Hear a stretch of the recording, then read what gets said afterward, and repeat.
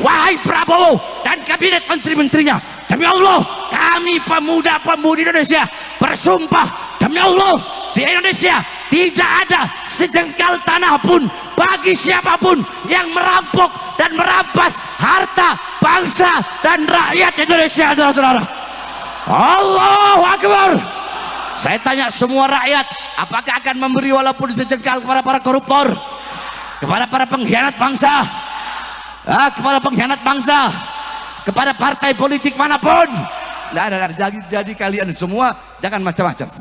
Sekali lagi saya bilang, saya cuma takut sama saya punya ibu dan sama saya punya pawang. Selain daripada itu iblis saya makan. Waktu tanggal 20 Habib, pas pelantikan Prabowo waktu itu, ana ceramah di Lampung dan hadir puluhan ribu. Waalaikumsalam warahmatullahi wabarakatuh. Alhamdulillah, alhamdulillahil qawiyyu sultanu al-wadihil burhanu al-mabsut fil wujud karamu wa ihsanu. Allahumma salli wa sallim wa barik wa karrim wa azim ala nuril anwar wa sirril asrar wa tiryakil aghyar wa miftahi babil yasar sayyidina wa maulana Muhammadin al-Mukhtar wa alihi al-athhar wa ashabihi al-akhyar adada ni'amillahi wa ifdalih, amma ba'd. Yang saya cinta, yang saya muliakan, guru saya, guru kita semua, imam besar kita semua, yaitu yang mulia Al-Imam Sayyid Al-Habib Muhammad Rizik bin Hussein bin Syihab. Mudah-mudahan Allah panjangkan umur beliau, Allah sehatkan jasmani dan ruhani beliau, Allah permudah urusan dunia akhirat beliau, Allah kuatkan langkahan kaki beliau di dalam berdakwah di jalan Allah, berjuang di jalan Allah, dan di dalam membimbing kita semua menuju ridhonya Allah subhanahu wa ta'ala, beserta para habaib-habaib yang lain, para kiai, para ajengan, para ustadz, para tokoh masyarakat, segenap aparat pemerintah, Al-Habib Muhammad Al-Attas, Al-Habib Hanif Al-Attas, Al-Habib Hashim, kemudian Kiai Haji Sobri Lubis, dari juga saya lihat Kiai Awid beserta Al-Habib Ye Al-Jufri, Al-Habib Alwi Al-Hamid beserta seluruh hadirin hadirat, bapak-bapak, ibu-ibu, khususnya para pemuda-pemudi baginda Nabi besar Muhammad yang selalu dimuliakan oleh Allah subhanahu wa ta'ala. Saudara-saudara, sebelum saya bahas masalah korupsi, sedikit ada satu hadis, karena ini menjelang tahun baru, penting bagi saya untuk menyampaikan hadis daripada baginda Nabi besar Muhammad sallallahu alaihi wasallam. Qala Rasul sallallahu alaihi wasallam, la tattabi'unna sanana aw sunana alladziina min qablikum shibran bi shibrin wa dhira'an bi dhira'in hatta law dakhalu fi hujri ad-dhab lattaba'tumuhum. Qulna ya Rasulullah al-yahud wan nasara, qala faman. Nabi Muhammad sallallahu alaihi wasallam beliau bersabda, sungguh suatu saat nanti akan ada umat setelah kalian, mereka akan mengikuti golongan-golongan dan kelompok-kelompok umat sebelum mereka, shibran bi shibrin wa dhira'an bi dhira'in. Mereka ikuti kelompok dan umat sebelum mereka, sejengkal demi sejengkal, selangkah demi selangkah, mereka ikuti umat-umat sebelum mereka. Hatta law dakhalu fi hujri dhab, sekalipun umat sebelum mereka masuk di dalam lubang dhab, lattaba'tumuhum, sungguh mereka akan ikut masuk dalam lubang dhab. Dhab itu sejenis biawak, cuma bukan biawak. Kalau biawak warrol, dhab itu kadal gurun, saudara-saudara, yang belakangnya ada duri-durinya, warnanya kuning. Kalau warrol, kalau biawak warnanya coklat. Kalau dhab itu halal dimakan karena ada takrir dari Nabi. Kalau biawak haram dimakan. Jadi beda antara dhab dengan warrol. Nah, saudara-saudara, kemudian ada sahabat yang bertanya, "Qulna ya Rasulullah al-yahud wan nasara." Ya Rasulullah, apakah kelompok dan umat sebelum mereka, maksudnya sebelum kita itu adalah orang-orang Yahudi dan orang Nasrani? Kala faman. Rasulullah, siapa lagi kalau bukan mereka? Nah, saudara-saudara, malam tahun baru besok bukanlah malam tahun baru kita umat Islam. Itu adalah malam tahun baru orang-orang sebelum kita, umat sebelum mereka. Akan tetapi di Indonesia yang paling banyak merayakan malam tahun baru, yang paling banyak merayakan hari Valentine, lihat malam tahun baru, yang paling banyak keluar, yang paling banyak maksiat, mabok-mabokan, istahalla zina wa istibahal khumur wa darubu bil ma'azif. Mereka zina seperti perbuatan yang halal, mereka halalkan zina, khamr mereka perbolehkan seakan-akan itu bukan hal yang tabu, bukan hal yang haram. Mereka memainkan musik-musik yang membuat lupa dan lalai kepada Allah. Mereka ikuti kelompok-kelompok sebelum mereka. Nah, yang paling banyak nanti besok bermaksiat, melacur, yang berjudi, yang khamr, yang narkoba, yang mabok-mabokan di Indonesia bukan putra-putri Kristen, bukan putra-putri Buddha, bukan putra-putri Hindu, tetapi putra-putri kita umat Islam yang paling banyak besok akan berbuat maksiat bermaksiat, berbuat dosa di tanah Indonesia, merayakan tahun baru yang bukan tahun baru Islam, saudara-saudara. Ini kenyataan. Maka yang dalam Al-Quran Allah mengatakan, walan tardo angkal yahudu walan nasara hatta tattabi'a millatahum. Allah nggak bilang hatta tattabi'a dinahum. Yahudi, Nasrani tidak akan ridho kepada kalian sehingga kalian mengikuti ajaran mereka. Allah nggak bilang sehingga kalian mengikuti agama mereka, karena bagi para musuh-musuh Allah, kita tidak harus masuk ke dalam mereka, bertasyabuh, menyerupai, mengikuti ajaran mereka, adat istiadat mereka, budaya orang kafir, adat istiadat orang-orang kafir. Man tasyabbaha biqaumin fahuwa minhum. Siapa yang menyerupai suatu kaum, maka dia sama dengan kaum tersebut. Oleh karena wasiat saya pertama bagi orang tua, tahan putra putri kalian. Sekalipun besok mau pergi, pergilah ke majelis taklim di Jakarta. Besok kayak Munawir Asli bikin acara istighosah, isti'anah seperti sekarang.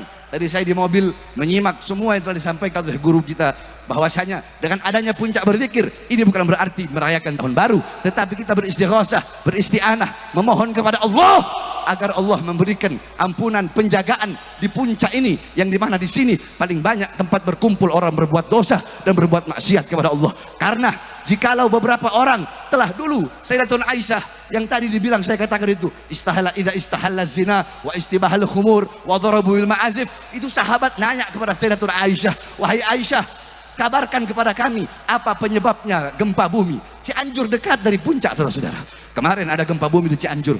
Dijelaskan Sayyidatuna Aisyah, tidaklah akan terjadi gempa bumi zalzal. Gempa bumi tidak akan terjadi kalau tidak orang-orang mereka menghalalkan minuman keras.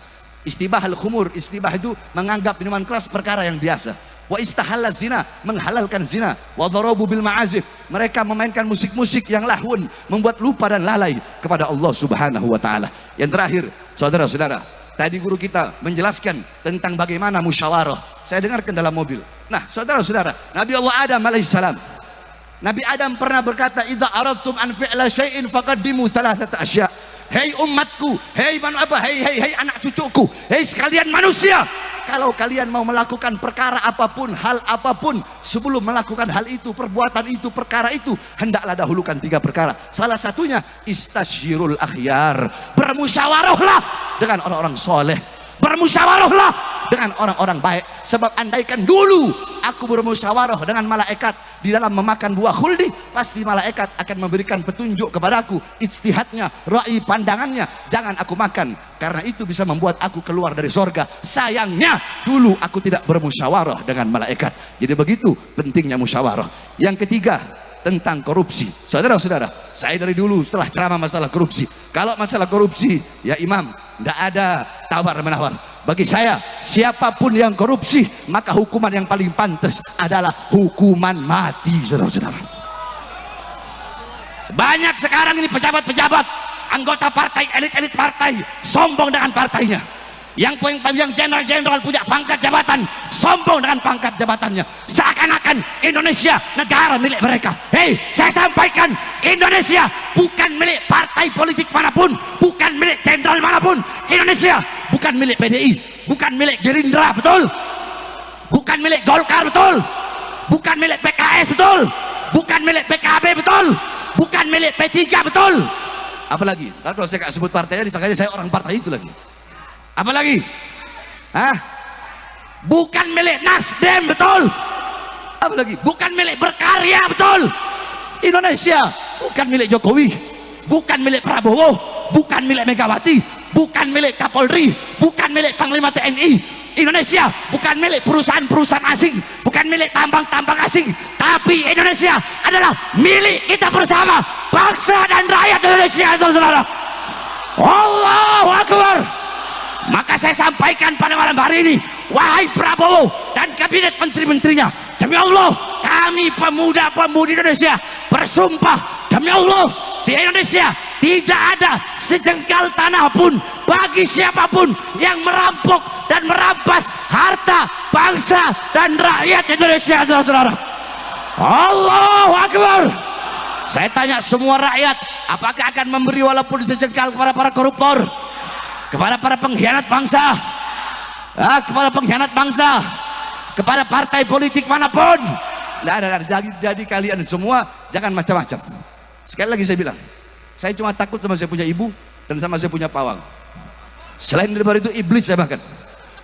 Waktu tanggal 20 Habib, pas pelantikan Prabowo waktu itu, anak ceramah di Lampung, yang hadir puluhan ribu. Makanya nggak heran 1 minggu habis anak ceramah, ada yang datang ke Lampung pawai-pawayan pakai tank.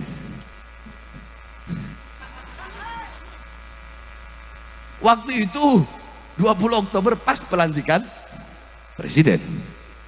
Orang-orang banyak saya lihat ngomong, wah kalau Prabowo jadi presiden, Habib Bahar nggak bakal berani ceramah keras-keras ini, nggak bakal berani bersuara ini. Tanggal 20-nya kemarin saya ceramah di Lampung pas pelantikan presiden lagi. Saya ceramah apa saya bilang? Segala kebijakan-kebijakan Prabowo yang menguntungkan rakyat akan didukung oleh rakyat. Betul? Betul. Kebijakan-kebijakan pemerintah Prabowo yang menguntungkan rakyat, yang pro kepada rakyat, khususnya rakyat kecil, rakyat susah, rakyat yang kelaparan, pengangguran, maka kebijakan yang menguntungkan rakyat itu akan kami dukung. Betul? Betul. Terus saya sampaikan lagi ada ujungnya itu. Apa ujungnya? Tetapi kalau sampai Prabowo dan kabinetnya, pemerintahannya membuat kebijakan-kebijakan yang menyengsarakan rakyat, melaporkan rakyat, menderitakan rakyat, saya akan pimpin rakyat untuk melawan mereka, berjuang sampai titik darah menghabiskan, saudara. Allahu Akbar. Siap lawan korupsi, siap lawan koruptor, siap lawan pengkhianat bangsa, siap hancur demi negara, siap mati demi merah putih. Allahu Akbar. Mereka Allahu Akbar. Ini saya sampaikan semata-mata karena kecintaan kami kepada bangsa, rakyat, dan khususnya negara kesatuan Republik Indonesia. Ini saya dapat saya sampaikan kurang lebih